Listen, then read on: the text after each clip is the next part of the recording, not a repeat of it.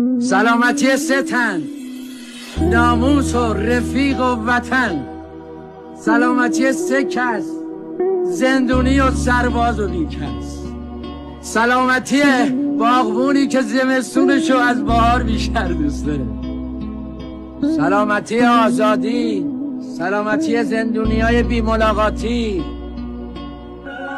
ما کاری به حکم نداریم، حکم رو فقط مال محکمه است، اصلیت حکم مال خداست که مامنش ریخته و گردزون میکنیم واسه کسی که آزاد میشه از این 4 دیواری که همه ی دنیا 4 دیواری. به سلامتی پنگوان که یه ذره قد داره ولی بازم لاتی را میره. به سلامتی سنباد که بچه کرمانشاه نبود ولی نصف دنیا رو با شلوار کردی گشت.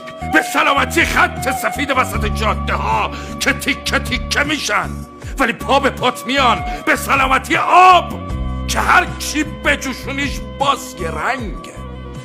به سلامتی همه تو دلیا، همه کارتون خوابا، همه این ور دیواری ها که دوست دارن اون ور دیوار رو ببینن.